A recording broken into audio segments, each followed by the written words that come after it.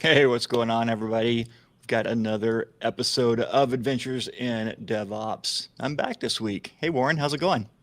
It's great. I didn't know if you were going to show up.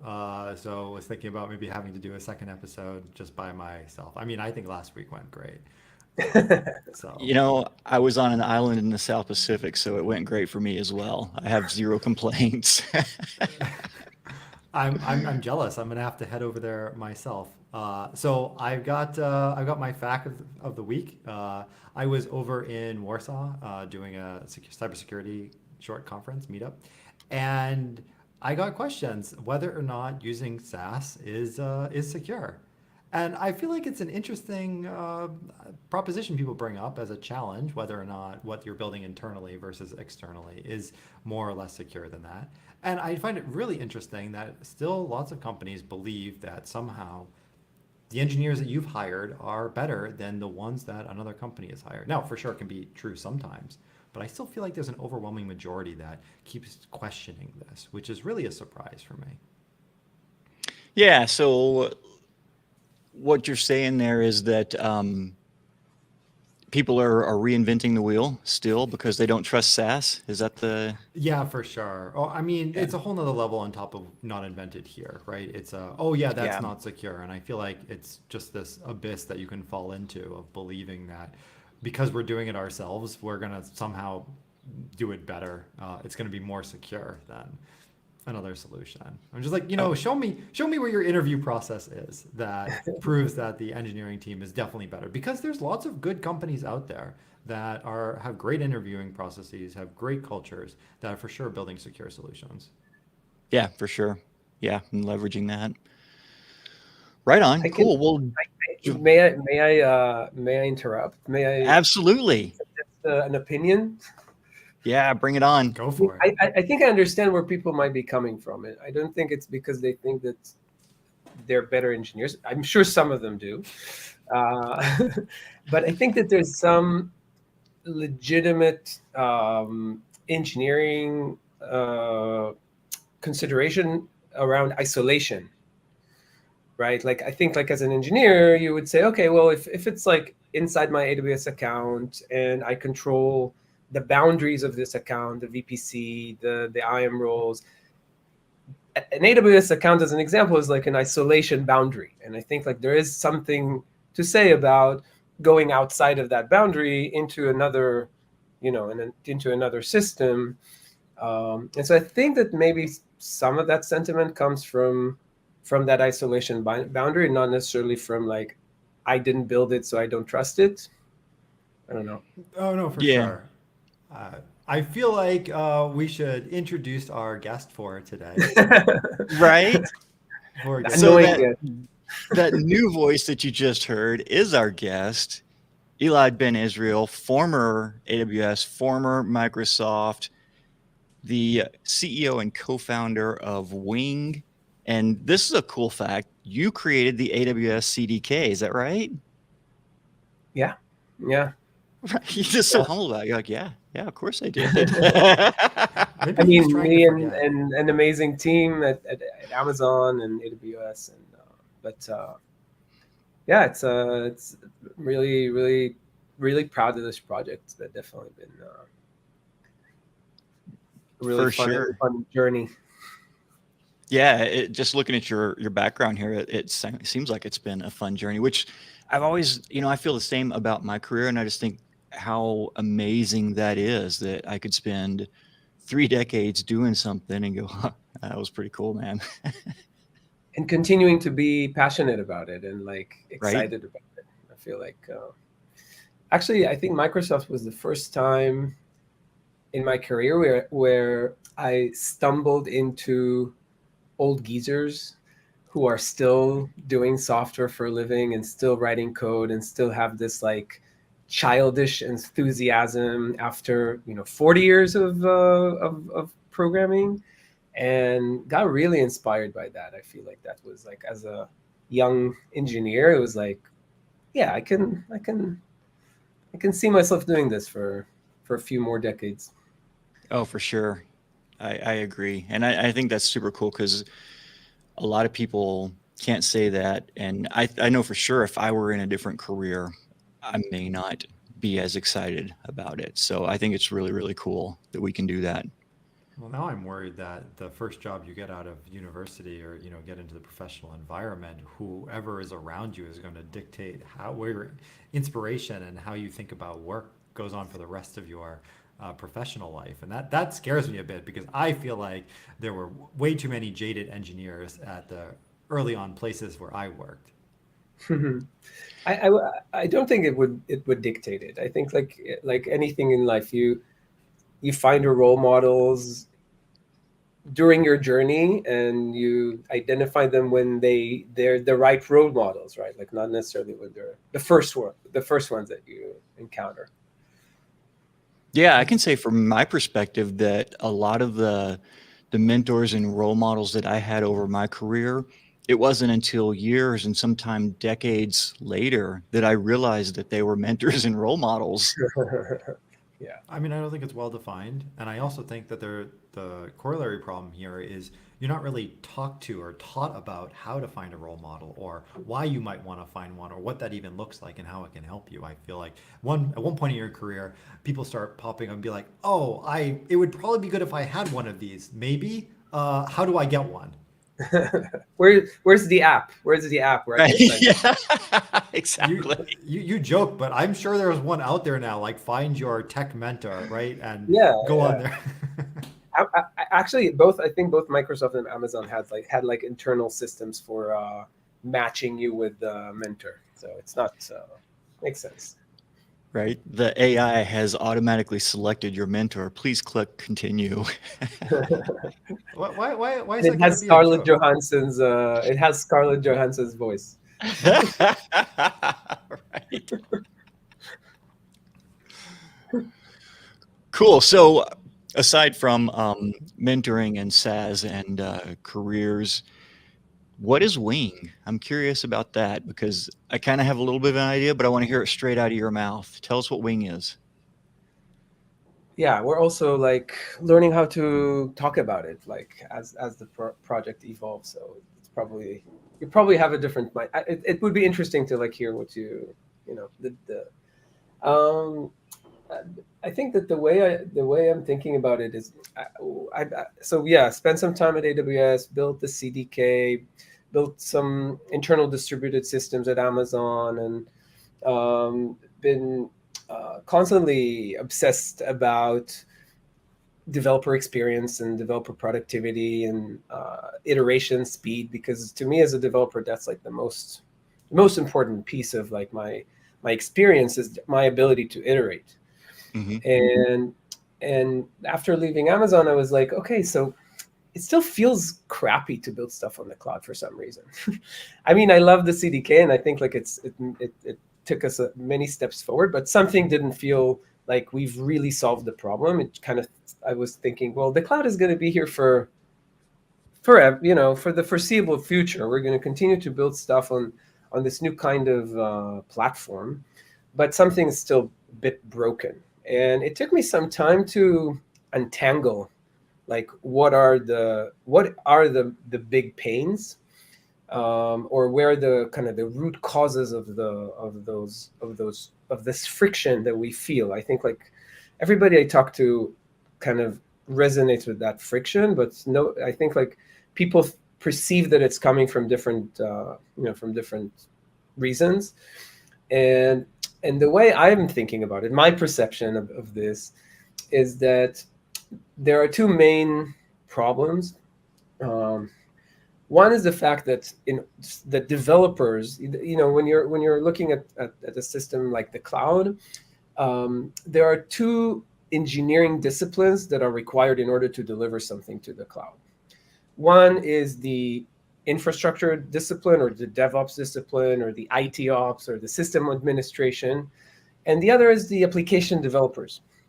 And as much as we would love a world where all applications developers would also be passionate about IP routing tables, and I think some of us are. I think some of us are, which is tantalizing sometimes, because I'm one of those. And so for me, like having like a full understanding of the stack is fun, and I enjoy it, and I enjoyed learning how to configure VPCs and how to like set up EC2 instances.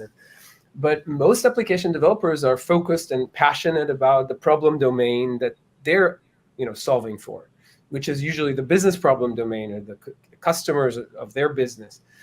And these are two different engineering domains in terms of like the problem space.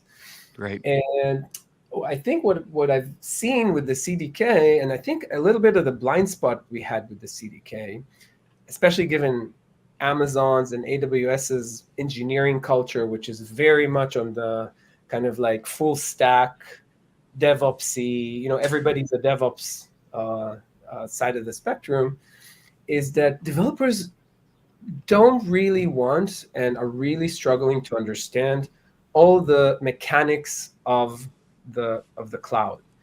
And in reality, when you look at organizations, they don't really want their developers to fully understand all the mechanics of the cloud. And so one of the problems that I've seen is that developers they don't have access to this new type of computer. They access in terms of like cognitive barrier, learning barrier, and in some cases also like they're not allowed to touch the cloud, right? Like it's like, this is the DevOps team, this is the platform stuff. You just do your container. I kind of sometimes think about it like we've containerized the developers.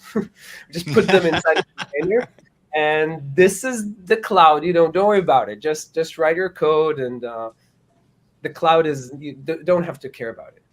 And I think it's a shame because the beauty of the cloud is infrastructure, is the ability to leverage managed services to achieve your goals. And the more you're leaning on that system, the more you're leaning on these services, the less you give developers independence, and the less you give developers the ability to actually like iterate quickly and choose the right tools and understand how they're leveraging this new type of technology.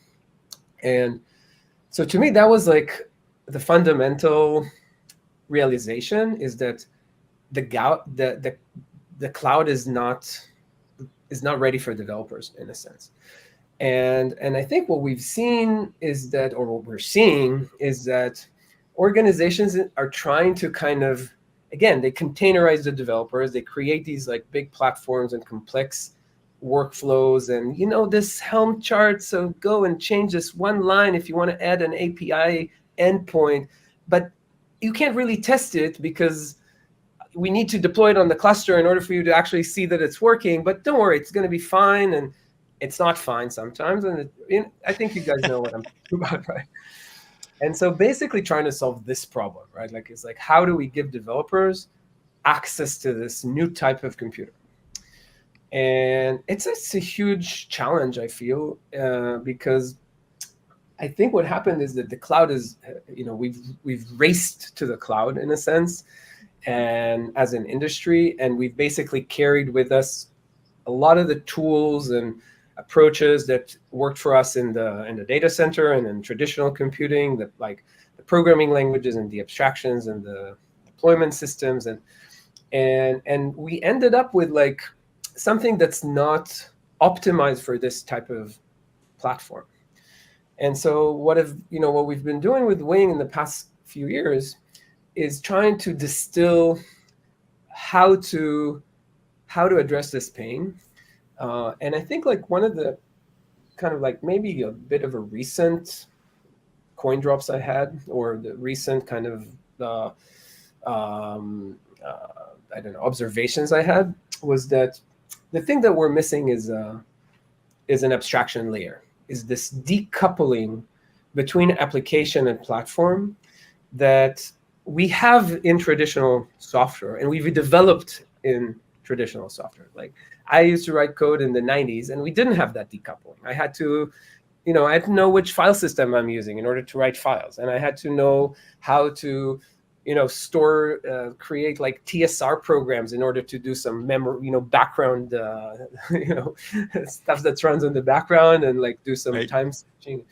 And so again, I love this. I've always been attracted to this, but Now today, when you want to do these things, you really don't have to understand how your platform works, right? Like you really don't have to know which file system you're using in most cases, and which operating system you're using, right? Like we have established a bunch of layers that allow developers to be effective on this platform called a computer, right? Computer that runs inside a machine. And my realization was that we need this layering for the cloud, because without this layering, we keep bumping into each other, right? Like these disciplines the friction keeps happening. And what we've been doing with Wing is basically we've established this abstract cloud API as a foundation for solving this problem. And I think there's a timing aspect to this, because the cloud as a platform is maturing over time, and I believe we're at the stage where we can identify the primitives, and even identifying them from the bottom, in a sense. It's not necessarily saying, I'm going to be able to like give you all the primitives you ever need. It's basically saying, let's give you more primitives. I'll give you an example of what I mean about this. You know what? Basically what I'm trying to say is that it's pretty safe. There are some primitives that we know that are very valuable. Like for example, a container, right? Being able to execute a container, run a container, in a scalable way. And I think Kubernetes had basically said, yeah, here's your primitive. And it's been very, very successful in exactly that, right? Like it's basically saying, if you need to run containers, Kubernetes gives you exactly this abstraction that you need. And it's become super successful because it was able to identify this one primitive that can hold an application on the cloud. But in my mind, it's very low level, and it still means that you're not really able to leverage the cloud, right? Like you're leveraging VMs maybe, right? Which is super powerful, super valuable. But again, if you need storage, for example, then okay, go manage hard drives and memory, manage and scale your volumes and backup and replication and like. But hey, guys, there's like 1,000 people team at Amazon that's managing object storage and S3. Maybe we can use this service instead of doing this ourselves, right? And so even just saying, let's take object storage as another primitive. It's pretty ubiquitous. It exists in every cloud provider. It even exists as a self-hosted Kubernetes, solution if you need it. And let's define the abstraction layer of this idea called a bucket or object store. And I think we know how to do this. I think anybody can pretty much define, okay, we need to be able to put files and get files and download multi-part downloads and uploads and MIME types. And there's a surface area that's pretty easy to identify, and say even just adding this one primitive to your toolbox of abstract cloud primitives can really help, right? I've talked to many people, and especially people who use Kubernetes, that are kind of like worried about taking too much dependency on their cloud provider, but they still have a bucket, right? Like they still need a bucket, which is anecdotally, it's actually AWS's first service, right? Like AWS's first service, that's free. So taking step by step, basically saying, okay, let's talk about object store and define this abstract API and start building our applications on top of this abstract API, which is decoupled from the concrete implementation. Again, super simple exercise, not super hard to do. And the other thing that we're doing with Wing is we're actually also providing a simulator implementation for those resources. Because again, if I define the contract for a bucket, put, get, list, whatever, it's pretty easy to implement it locally. It's obviously not highly available and replicated and all that stuff. But like from a functional perspective, I can actually test my application now, and I can iterate. And so this is basically the exercise that we've started doing. It's like, okay, let's take buckets and queues and topics and static websites and secrets, and basically slowly kind of like adding more tools to the arsenal of tools that are the foundation, they're the standard library in a sense of the cloud. And So let me pause you right there and thank say, you. so if I'm following you correctly, you're thinking about application development in terms of just the primitives as far as like, okay, I need compute, I need file storage, I need database. And so instead of forcing the application developers to think about the individual characteristics of those because of the chosen provider, just abstracting that away to say, look, you need file storage. Okay, here's the interface for putting files. Here's the interface for getting files. How that happens because you're using AWS or GCP or NetApp or whatever doesn't matter. Is that right? Am I following you right? Yeah, exactly. Right on. And I think like the heavy lifting that we're doing on our side is testing, right? It's basically saying, oh, here's an implementation for AWS, here's an implementation for Azure, here's an implementation for the simulator. Yeah. It's heavy lifting because I can't expect every platform team across the industry to actually do all this heavy lifting across multiple resources, across all the different types of cloud providers. And obviously we're doing this with the community. It's like an open source project. And so we start to see people fill up little boxes in this matrix of compatibility. And the thing that this does in terms of solving the original problem, there are two things basically. One is a higher level API, which is based on the mental model of the application and not on the mental model of the infrastructure. And because when a developer uses a bucket, they understand the semantics of this, the functional semantics of this resource. Even today, right? Like when they're using S3, they understand, okay, so I'm putting objects on this service and there's some constraints related to the fact that it's a distributed system. Like all those things are easy for developers to understand. They're not that's not the hard part. The non-functional aspects of the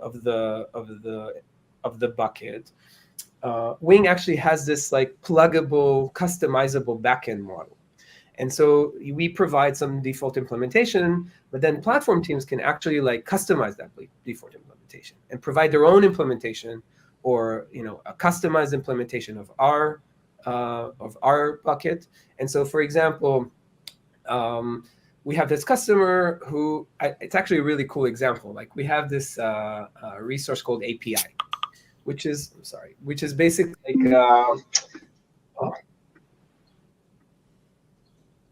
can you hear me? Sorry. Yeah, you're still there. So we have this resource called API, which is basically an API gateway. So you can specify routes, and then you can specify the handlers. How you respond to each route. And our default implementation at the time, for the time being, is using for AWS is using API gateway and Lambda functions, because it's the simplest implementation to get started with. And we have a customer who basically said, well, we're not allowed to use API gateway because some compliance, security, some financial institute.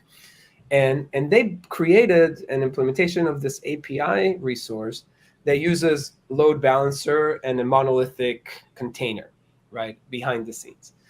And you didn't have to change anything about the programming model. Like from the developer's perspective, they just specified a bunch of routes and a bunch of handlers. And the way that these guys are going to be deployed with this particular cloud environment is using a load balancer and a long running container. Great. And so I think this decoupling offers both the developers the ability to actually understand what they're doing, right? Like it's not just like change this one line here of this Terraform and it's HCL, it's this thing, don't worry about it. It's now like talking in their language. Also gives the platform teams and DevOps teams the ability to focus on their responsibility, because it's not like we're saying there's no need for DevOps or there's no need for people who are experts on the problem domain of the infrastructure and the problem domain of the system. It's always been needed, right? Like for software. So that's Yeah, one. for sure. And then the second side is like the simulation, which I think is really shifting the developer experience to the left in a sense. It's like the cloud is not that you don't need the cloud in the loop when you're iterating, which is And probably don't want it there, even if it is in the loop.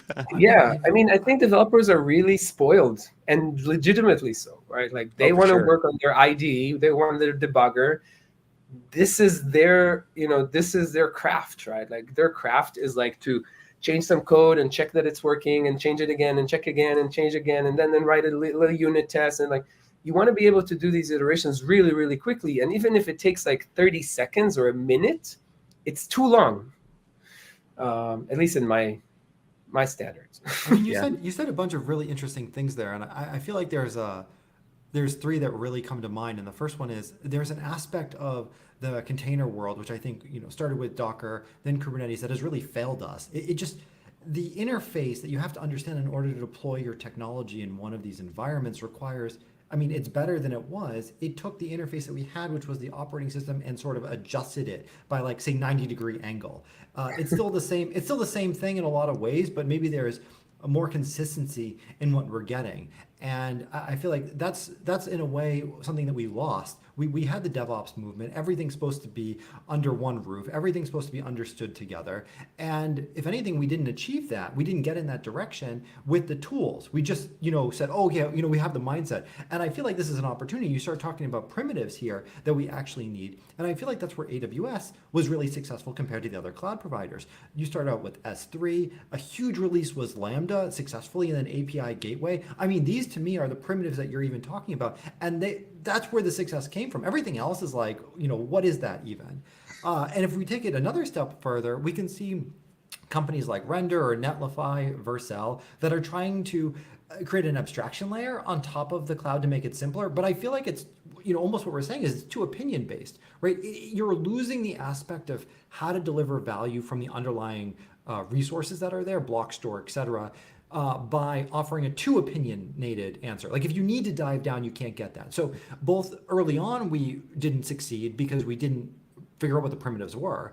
And we also have two over opinionated platforms. It'd be great if we could redefine what that real interface is at the platform level, at the cloud provider level, so that what you need at the application makes sense. I mean, even Lambda, you have to know that you're using Lambda in AWS in order to deploy your software, right? You can't just be like, I don't want to think about this and go to town. Your only alternative is containers today. Yeah, absolutely agree. I think the vertical platforms like Heroku, Vercel, Render, they're able to create a really great developer experience by completely narrowing down the surface area and saying, okay, we're just going to give you the ability to deploy websites or to deploy containerized applications, and in that sense, it's great. It's solving the problem, right? In that sense, because for those use cases, you really get an amazing experience.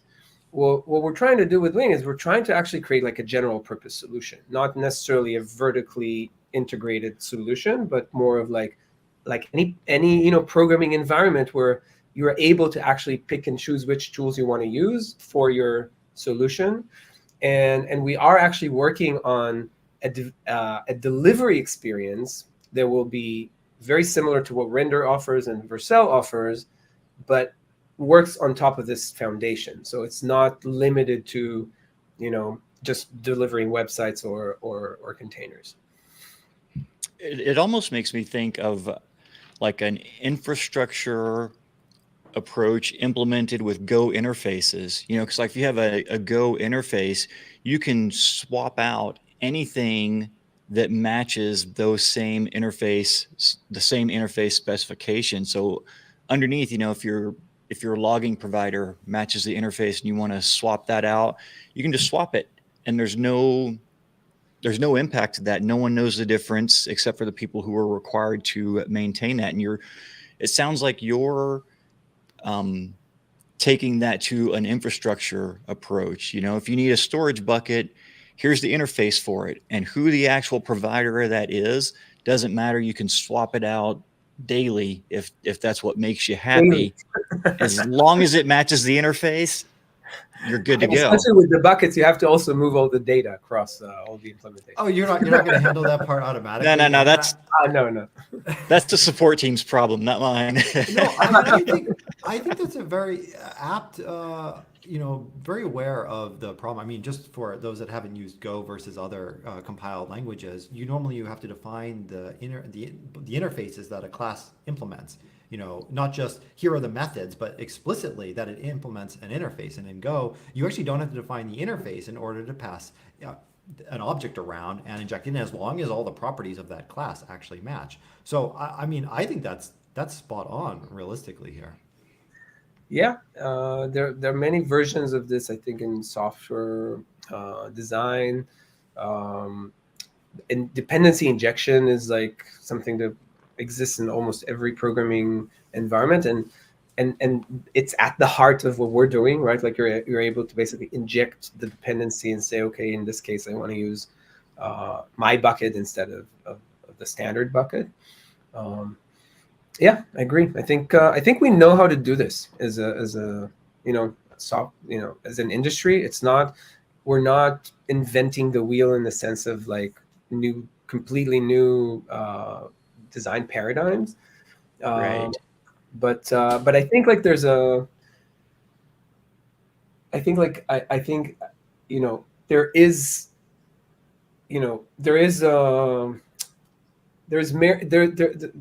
going and doing it, right? Like going and saying this is the API that we think is the right API.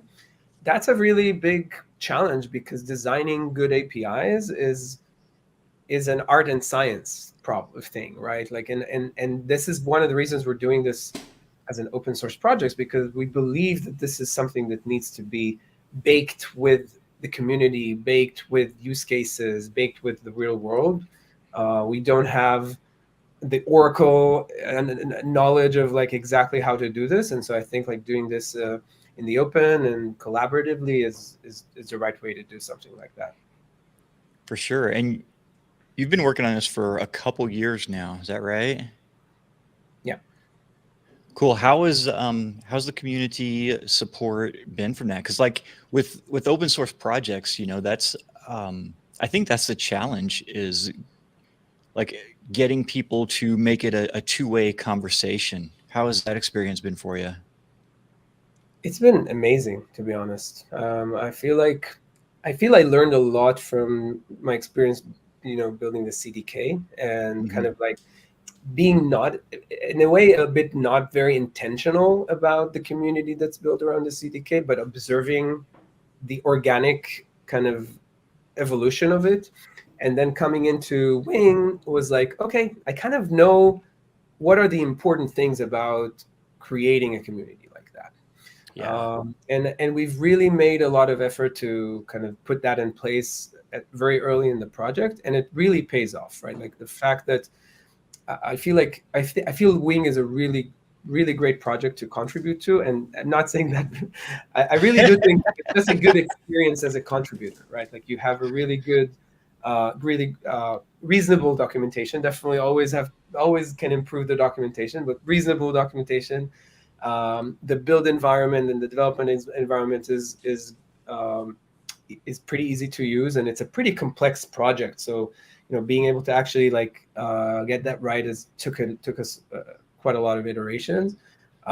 We're trying to be very responsive. The community is very welcoming and very helpful, and we publish good first issues, and there's a bunch of things that you can do even things like, I'll just give you an anecdotal example.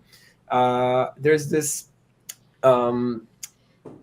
two really simple things that you can do to really improve the experience of contributors. One is whenever someone submits a pull request, send them a note, send them a comment. Acknowledge that there's someone on the other side. That's like, it's a dopamine rush, right? Like it's like, for sure. someone saw me, right? Saw that I'm here. And then the other one is that once the feature or the fix that they contributed was released, add a comment to the pull request that says this was released in version V2, V blah, blah, blah. and just getting that, like closing the cycle and giving people the acknowledgement that what they've contributed is now a public release and everybody can use it, is really gratifying for contributors. I can say that as, from firsthand experience, right? Like for me, when I'm contributing. And so these two things can be pretty much automated, right? Like you really don't have to be super, it doesn't require a lot of efforts, but it does require intention to put them in place. And once you put them in place, like even for me, when I'm submitting PR to our repo and I get this little note that says it was released in version XYZ, it just feels good. For sure. That's something that I think is worth acknowledging and mentioning, because that's the people side of writing good software. And it's something that we can easily get defocused from, that there are people at the other end of this. And so I think that's super cool to just acknowledge them. And you're right. It's a 100% dopamine hit. Yeah. I mean, you can look at it actually too from just a statistical value-driven standpoint. Your software isn't delivering value or the changes that you make until someone's using it. And if they don't know that the changes that you deployed, you've worked so hard to get out, aren't there, or what they've done. There are so many open source projects that you don't know when it's going to be released after you put in a pull request. I mean, my strategy now is first I start with the issue. I'd be like, this is a problem. Is someone, like, if I submit a pull request, will it get merged? Yeah. And 99% of the time, I never hear back. There is, like, sometimes I hear back within 6 months, which is just so ridiculous to me. Frequently I hear back within That's agile, baby. Agile is 30 days. I hear back from their bot saying no one's put a comment on this thing for 30 days. We're going to close it automatically. I'm like, thank you. Yeah, and again, I think like we can definitely, there's things we can improve, but at least we're trying to be intentional about those things. I mean, I remember from the CDK at some point, it is really hard to maintain a big open source project, and one of the problems with this is that there's an asymmetry between the capacity you have with the team, with the core team, which is usually a fixed size or maybe growing a little bit every year, and the user base, which is sometimes exponentially growing or sometimes growing like crazy, and the contributor base as well. And if you don't have automation, if you don't have like really great workflows for like accepting contributions and dealing with them, it's just immediately, very quickly gets overwhelming for the core team.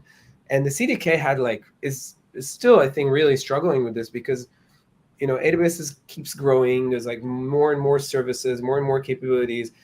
The CDK definitely is perfect for contribution in that sense. It's like, oh yeah, they added this new feature in Lambda, let's just expose it in the CDK. So it's like these are really simple contributions, and so people can really participate. But you need someone to review this. You need someone to accept it. You need someone to, and so it's a challenge. It's a big challenge with big projects. So definitely, I can also be empathetic to the other side in that sense. That's what I'm trying to say. Yeah, for sure. So, and now, and so with Wing, you've got that problem, but also with the other cloud providers as well, because you are supporting all the different cloud providers, right? Or I guess we can't say all, because I don't even know what all really means in the cloud space. We just had someone requested a Cloudflare backend for Wing, right? Which is interesting. Oh yeah, right.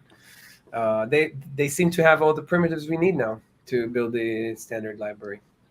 And we also don't have full support for all the kind of traditional providers. As I said, it's kind of like a matrix that we're filling up. We have the foundation for testing everything, which is really important. So like if you fill up something, it goes into the factory and starts, and we start testing it every time there's a change. And it's interesting to think about the cloud agnostic problem, which is, I haven't mentioned it actually, but in a way, not in a way, but Wing also solved that problem, right? Like because once you work against this abstraction, then suddenly you're portable. Your application can be ported across different implementations. Like you said, I can change the bucket, I can change the cloud provider, and I've been talking to like tons of people from the industry in the past 2 years, and this is a growing pain. It feels like I'm seeing more and more people concerned about portability, both from a cost perspective. Just talked to someone yesterday, and they mentioned they've been an AWS shop for many years, and at some point it just became really expensive, and AWS wouldn't give them any discounts, and so they said, okay, we're gonna move some of our workloads to GCP or to Azure. I think I don't remember what it was, but just pointing out that I think like as the cloud is evolving and people have bigger workloads and more stakes, then the fact that the power is in the hands of the vendor as opposed to being in the hands of the user is I feel like it's not good for the industry eventually, right? Like it's not good for anyone. And Wing is solving that problem. Again, still early, still have a lot of work to do, but like at least architecturally, this is a solution to this problem. And I'm seeing more and more people talk about this. I think the other anecdotally, like Warren, like kind of related to what you asked earlier, I'm seeing a lot more vendors wanting to support self-hosted solutions because of those concerns about data, where the data is stored and going out of your account, and so those examples are like they're not SaaS providers. They're vendors that create services, but they want to be able to deploy them in customer accounts across different cloud providers. And right now, the only reasonable solution, which I don't actually think it's like it's not real in a sense, is to use pure Kubernetes. Right. And the reality of that is actually pretty harsh, because first of all, you're really limited in terms of like the resources that you can use outside of your Kubernetes cluster. So once you need a bucket, then okay, we need this abstraction again. And two is Kubernetes, as much as we wanted to think about it as like cloud agnostic and portable, and the reality is that the distributions are very different. The versioning are different. The VMs are different. The VM types are different. The volumes are different. The managed, Kubernetes solutions are different. And so you end up having to like actually test. Yes, this works with the GCP Kubernetes and with the AWS Kubernetes, and so even this is not truly. So the only portable thing in this world is the container in a way, or right. your application that's running inside Kubernetes, which is a bit unfortunate, I feel, because I know that a lot of people are using Kubernetes with the sense of cloud portability, and then when they actually need it, it's much harder than they expect. For sure, because you end up. Oh, go ahead, Warren. I would say you heard it here first. If you're using Kubernetes for cloud portability, stop it. You're not getting the value out.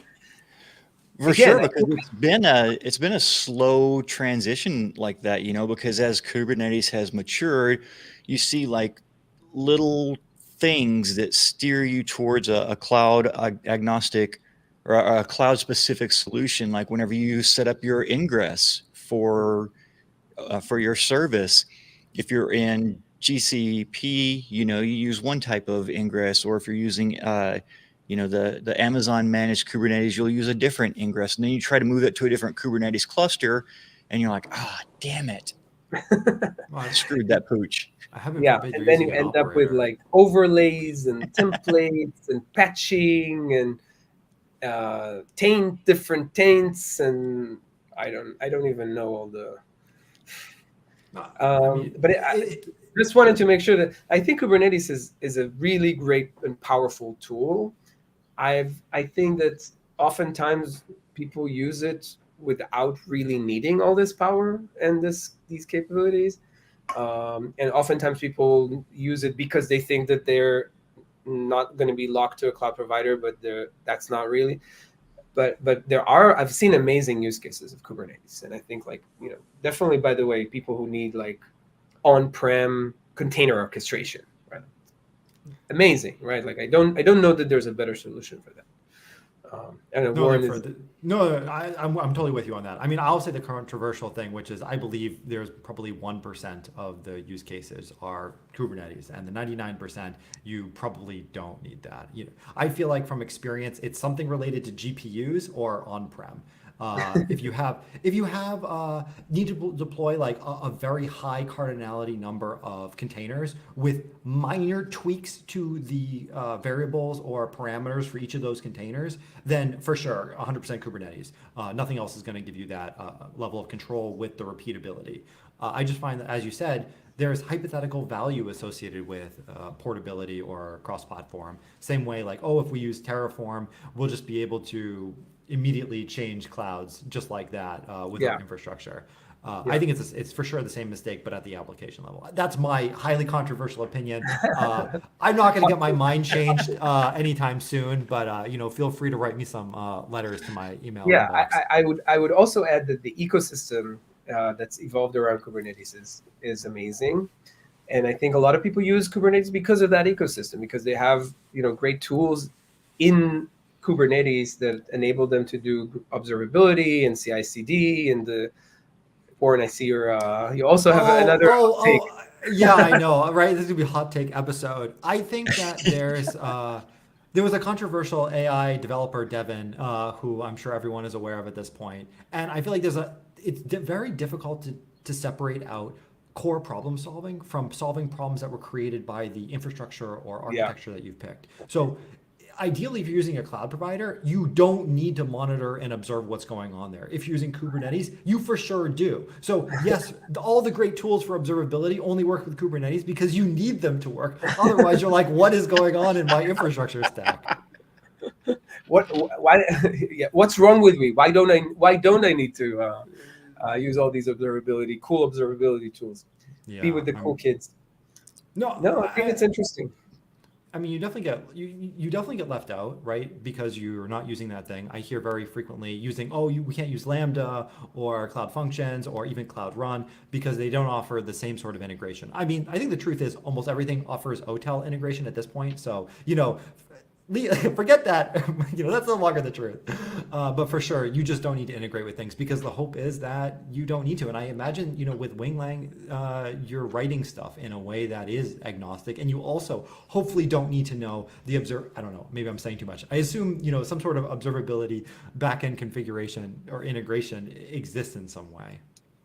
It exists in our roadmap. It doesn't exist yet, but it definitely exists in our roadmap. We do want OTel to be built in to Wing, which is actually really exciting. I can't wait to get there. I know a lot of people are jumping for joy over the fact of, I get that for free now, and I don't have to write a whole bunch of things to run a sidecar. Yes, right. Actually, it's really timely because there was just a huge vulnerability discovered in FluentBit.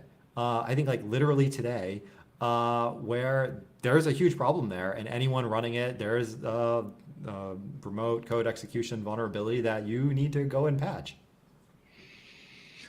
Oh, okay. Well, I guess I know what I'm doing this afternoon.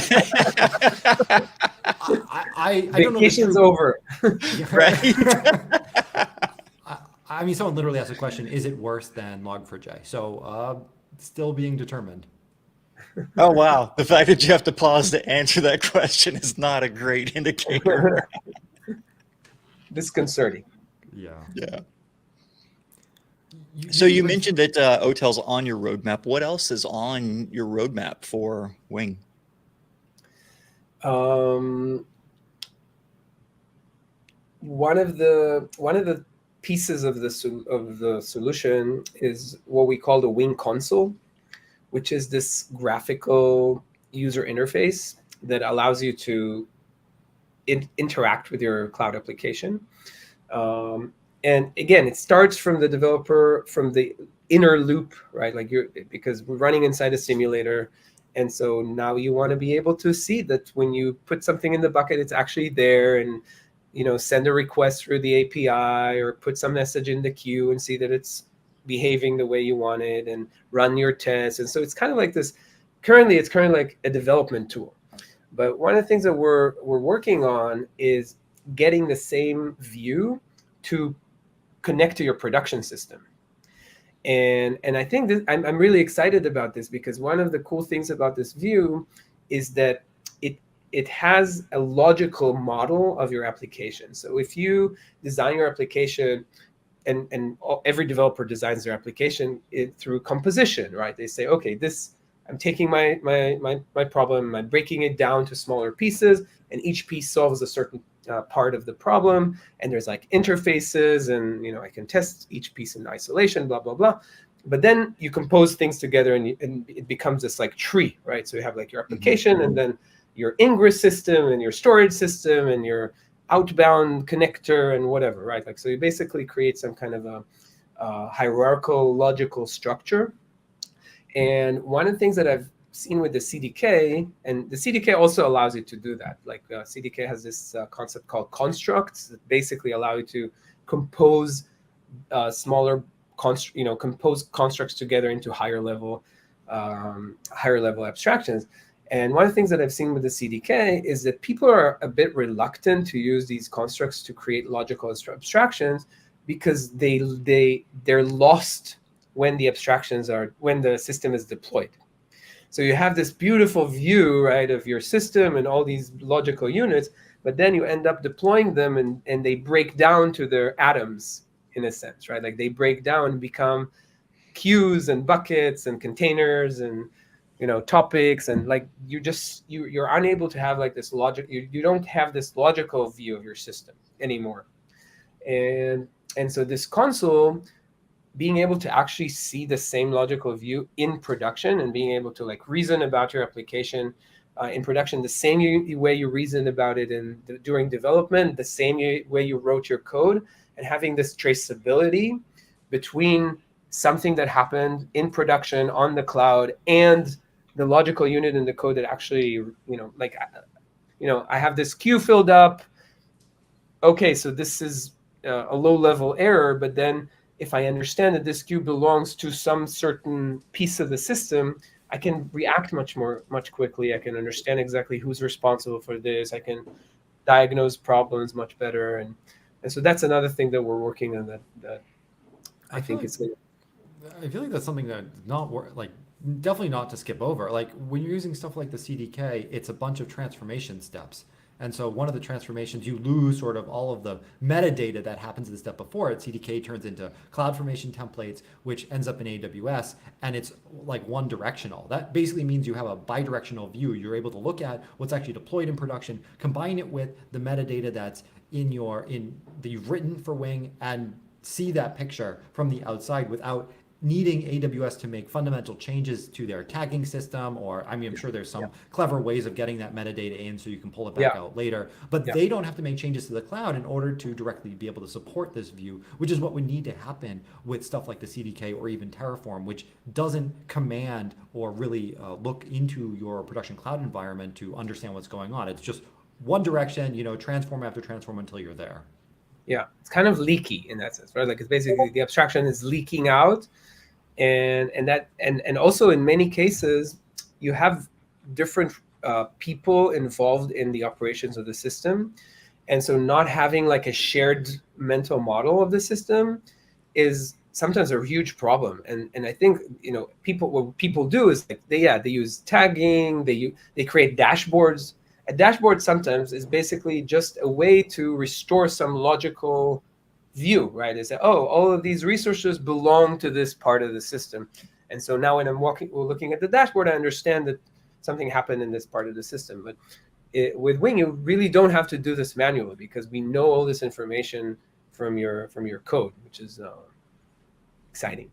I mean, I feel like AWS actually tried to go in this direction a little bit, but then clearly didn't get it turned into a product or a service in the AWS's view, which is like, I don't want to see the underlying primitives, as you put it, here. Like I want to see the service components and the architecture that I've deployed as I understand it. When I go to the homepage of AWS console, I want to see my individual services laid out there that I can click on directly and not be like, oh wait, this service is made up of a container plus it's running in Kubernetes and then there's these other things. Like I just want to see one blob and I can click on it and it will tell me data's fine, logs are great, monitoring observability, everything's great there, connections in and out, HTTP good, right? Flows fantastic. I don't want to have to jump into those underlying primitives to understand them. Yeah, agreed. I think a lot of them went too far with that. Like they tried to show that, but then in doing so, they ended up showing, like, oh, here's the 400 security groups that were created as a result of this template. And like, okay, thanks, but really, really not helpful, man. Yeah, I mean, I can also be empathetic to AWS's side of the world in that sense, because one of the beautiful things about Amazon, and really, for me, it was just incredibly empowering, is this two pizza team model. I'm assuming it's basically like this operational model of the company that says, there's a small team that's responsible for a certain type of product delivered to customers. They just obsess about making these customers happy, and it's real. And the empowerment is real. Like the ability of that team to actually make decisions and deliver without interruption I haven't seen that anywhere. And I think one of the results of this is that it's really hard to create like a holistic view, right? Like I think as customers, both AWS, you actually also see this in the Amazon website, right? Like you go to an Amazon product page and there's like 11,000 services involved in like rendering this page. Right. And it's horrible, right? Like it's clear that nobody has like this holistic intention about how this needs to look, but it's good enough, and it's like very valuable to customers, and I think like this is same kind of like DNA, Amazon DNA, that's like leaking out to the experience, because Amazon is really intentional about this trade-off. It's like saying we prefer that teams would have independence, because otherwise it's just with such a big organization with so many services and so many teams, just becomes like a standstill at some point if you have to like go. So I can sure, see why. Yeah. I can't even imagine what that would look like if you had every developer at Amazon had to go through like a single infrastructure team to build something. Well, what would it take? Like 6 months to get a PR through? There's a couple of other cloud providers out there who may be following that model, and maybe that's what it looks like. Yeah, I mean, I see Wing as this like imagine AWS worked exactly as it did, but there are a couple of things that are cross-cutting that just solve, like everyone's like, oh, how can tags not be ubiquitous, right? There are a couple of things like that which would really make the developer experience so much better, and I feel like maybe it's Wing that's giving you that. I think the way we kind of circumvent the challenge is by reducing the surface area, right? Because trying to do this across 180 services of AWS is not reasonable, right? Especially not for a small startup. It's not also reasonable for like a team at AWS. I think one of the challenges we've had with the CDK and constantly having with the CDK, and I think CloudFormation is also having this challenge, is basically racing AWS and making sure there's coverage for all the research, for the capabilities and new features and new services that spin up every year. And so what we've done with Wing is said, okay, hold on for a second. Let's see what's the foundation that is good enough to build the majority of the applications, or a good chunk of the applications, and create a really great developer experience for that. And it is a very extensible kind of ecosystem play that we're doing. And so you can actually create libraries, and we have like people starting to like publish libraries for Wing. And so like it is designed to offer you a general purpose solution. But what we're trying to do is we're trying to focus on the foundation. I think like it's a reverse pyramid. And I think one of the problems with AWS is kind of architectural philosophy is that there's no pyramid. Internally at AWS, all services are created equal. So S3 and RoboMaker are basically the same, has the same kind of, place in the architecture, right? Like it's kind of like it's a mesh of services as opposed to being like a stack. And I think like not having a stack makes it really hard for AWS's teams to prioritize and say, okay, these are part of the foundational stack. Let's make sure that we get it. In practice, this is what happens, right? Like in practice, when we started the CDK, we've created an S3 abstraction API. We've actually done that. But I think when you don't have that architecturally, then you can't really build holistic experiences based on that stack, and then that's what we're trying to do with Wing. I don't know if that made sense. It felt a bit philosophical. Sometimes it just goes that way.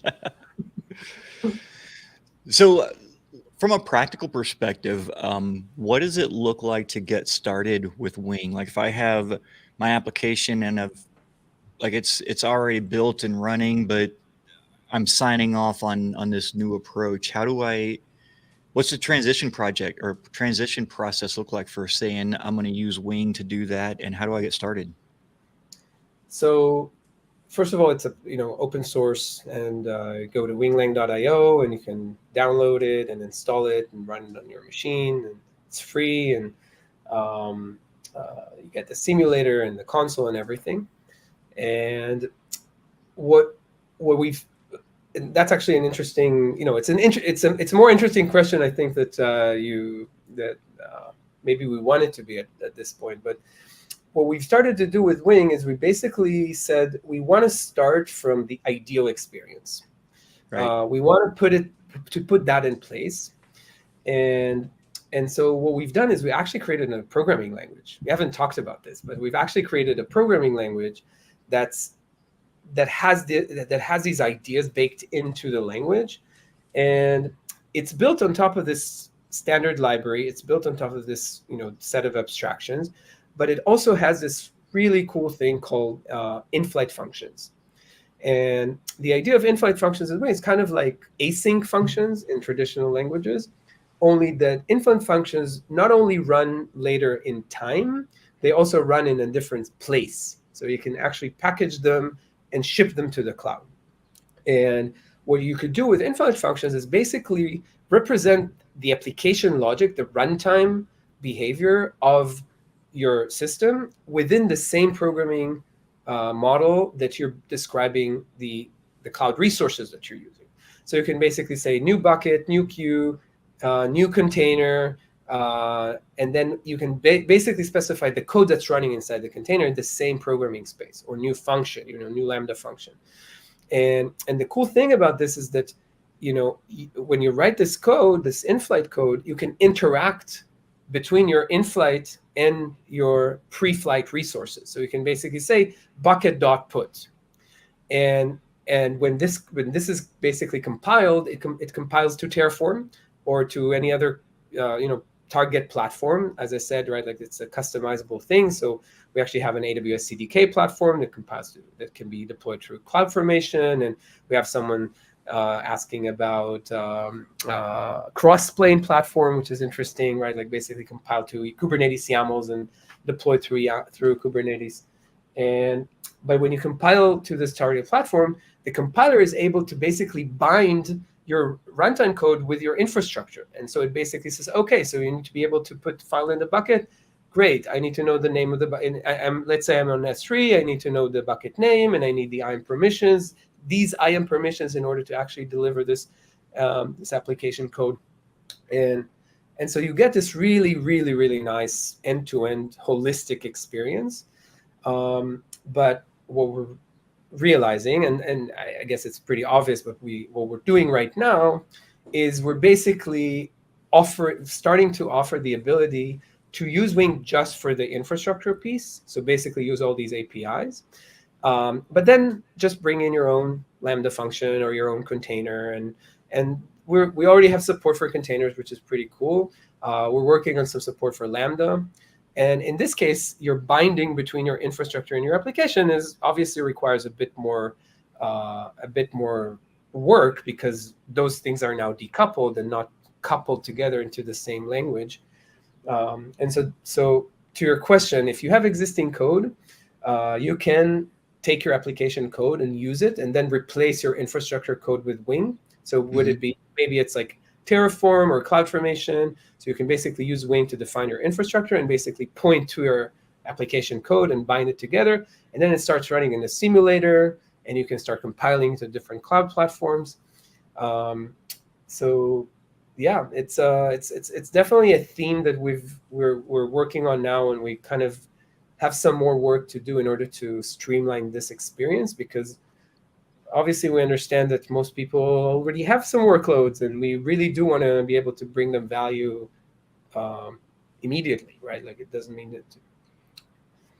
Yeah, for sure. And I think it's that's kind of the reason I phrased the question the way I did, because I think as a community or as an industry, maybe we're all sort of looking for that solution that says, okay, I'm down with cloud infrastructure, but that's not the solution every time. And we've talked about this already in the episode, that there's a desire to have cloud agnostic solutions. And so there's all this legacy stuff, and it's problems that we haven't really faced before or solved before. So I think you're very early in this, and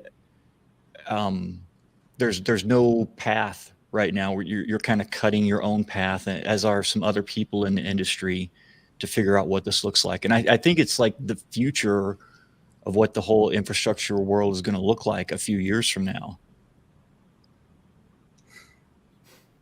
You're very optimistic. I like the fact that you both laughed at me like, God, dumbass. No, I was happy to hear that. No, obviously optimistic. I really do believe that, as an engineers, we want to solve problems. Eventually we solve them. It takes time. We need to crack the solutions, crack the business around solving those problems. Is, one of the things that I'm, challenged by right now, is like, okay, I'm an engineer, but I actually need to build a business. I have to create like a commercial story around this, but it's all problem solving eventually. So we'll figure things out. No, I mean, I think it's right on point, because actually last week on the episode, we were talking about the fact that there needs to be probably a compaction in the space. Like, we need to do some sort of depth first evaluation on a bunch of different things until we find one that actually solves a majority of our stack, a majority of the problems that we're having, and then sort of eliminate all of the previous examples. And so right now, we're not really sure, especially in the infrastructure deployment area. I feel like, as Will, you pointed out, we don't really know what the best answer is at this moment. And for sure, what we've got is not appropriate. Like, we can see that there's lots of churn, lots of struggle in the different areas. So I think realistically, you may actually want to start fresh with something new to examine it. There's not really another way, but Elad, as you said, it's a business, right? I think trying to capture those existing, everyone has something today, likely, if they're making money in some way. So trying to do that migration is going to be a critical path forward. Totally. And possibly, like you were just alluding to, Warren, maybe a bit premature. Like, the first thing is to just do a new project and see what it looks like, and kind of iron out that flow, and then figure out, okay, now how do we use this to onboard all of the legacy stuff that kind of forced us to look at this problem. Oh yeah, every company should be doing POCs with experiments. Like, I don't know, each team should be doing at least maybe once a month. And if they're not, then you have this extra capacity where you're not actually figuring out, how can we push our business forward with a huge step change, right? What can we do that's innovative in our space? So it doesn't really matter where it's at. The idea is, of course, experiment with something new and figure out how you can maybe use that effective in a future real business case. Yeah. So yeah, if people are experimenting with Wing, we'd love feedback. We'd love to learn about people's use cases and what they're trying to achieve, and what they like, what they don't like. more than happy to talk to anyone. What's the time commitment look like for checking out like the Hello World version of using Wing? How long does that take to get up and running? 15 minutes, 10 minutes. Nice. Super quick. Right on. I think you've got I don't think you said this, a whole Discord community dedicated to the project. Yeah, it was a Slack community until last week. Oh. And so yeah, come join our new Discord. We're ramping it up, and it's been That's just a coincidence. Has nothing to do with their policy change. actually not. It has to do with, the community just grew to a point where it was like didn't make sense financially to like support the Slack stuff. Yeah, for sure. That gets out of control really, really quick. Yeah. But yeah, as you mentioned, Warren, the policy change has been the best thing to happen to Discord in years. I mean, it's right online because Discord wants to IPO at some point. So I feel like having those wins in their bag is important. Just need Microsoft Teams to continue on its previous path. Yeah. Every product has their like product name and tagline for Discord. It's going to be Discord. We're not Slack.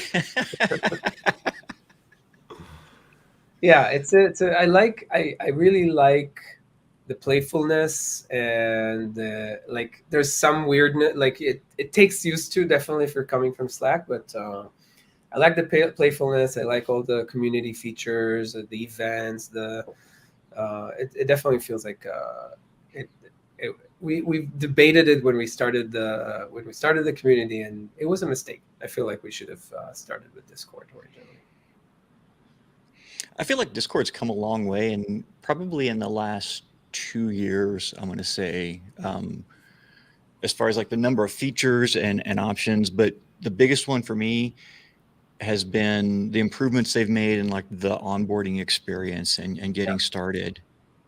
Because it was early on, it was a hassle to get connected, and God forbid you get a second device and have to sign in again. It's like, screw it, I'm just starting a new account. Yeah, totally. Or you make it through the onboarding experience and realized you did create a second account without meaning to.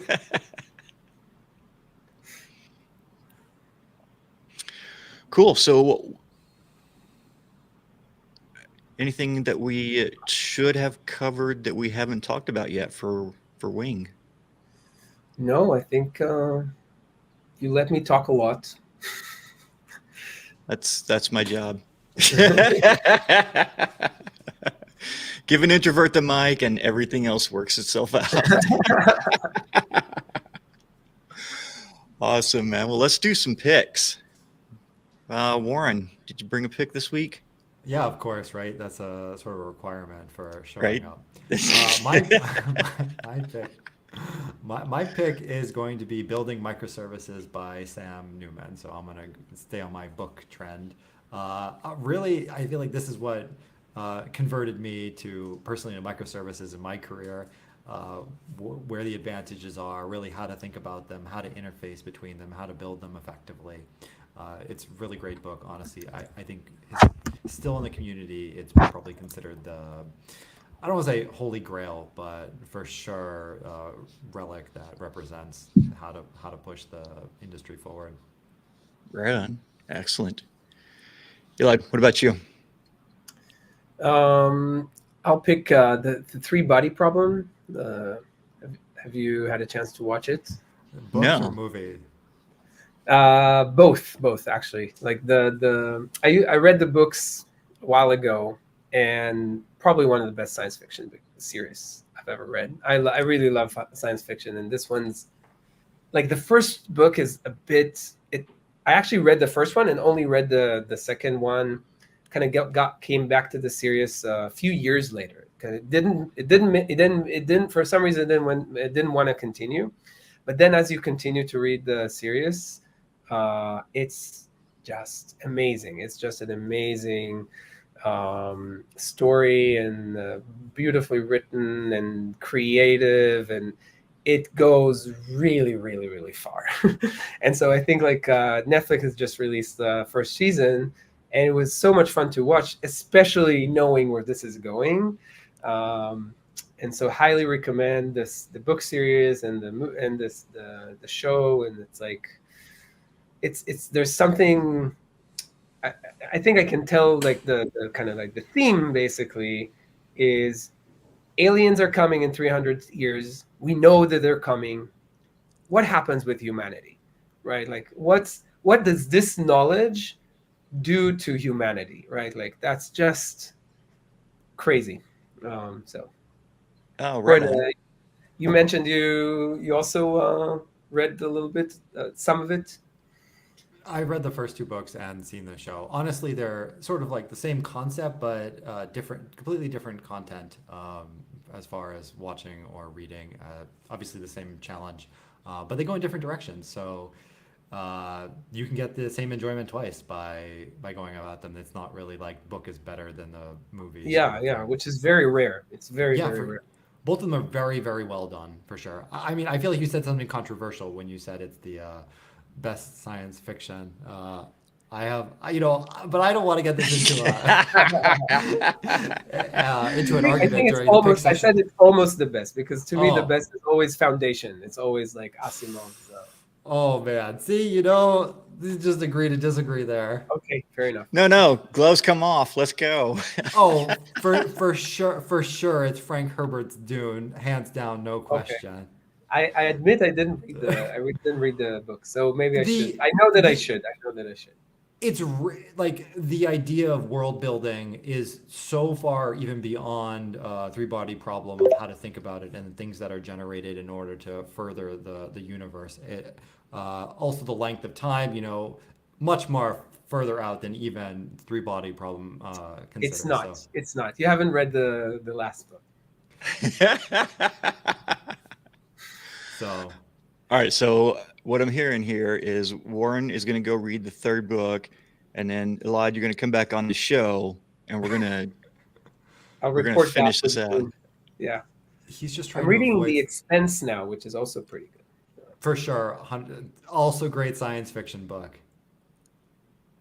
Will's just trying to get out of sharing his pick though. Oh no, I'm ready with a pick. Mine is it's about knife sharpening because I did not know this was a rabbit hole I was gonna go down, right? So I ended up watching Alex over on the Outdoors 55 YouTube channel on how to sharpen your knife, and he's got to have a complete list of his videos here. It doesn't say how 263 videos on how to sharpen your knives. I didn't know you could talk about it that many times, but they're all like super interesting. And as a result, I bought a diamond grit sharpening stone and have been going through and sharpening all my knives. And I thought I could do a pretty decent job of sharpening my knives before, but this takes it to a whole new level, like surgical grade sharpening. And so go check out his channel. Outdoors 55 is the YouTube channel. For two reasons. One, so you can learn everything you didn't know that you needed to know about sharpening your knife, but also just like the And you content didn't. creation. Yeah, right. But also just like for content creation, like how do you create 263 entertaining videos about the same topic? Because he's done that. So it's actually pretty cool to check out for two reasons. And that's my pick for the week. Cool. All right. Well, thanks for joining us, Elad.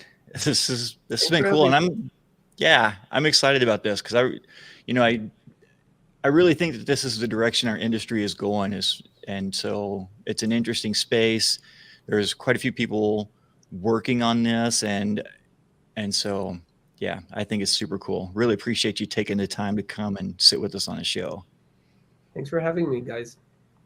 Yeah, Warren, thank you. Appreciate having you here. And I guess most importantly to everyone listening, thanks for listening, because that's not really a whole lot of reason for us to do this if you're not listening. Oh, he does it for himself. Right. Awesome. All right. Well, it's getting awkward at this point, so I'm going to kill the stream. And Elad, thanks again, and we'll see y'all next week. Bye.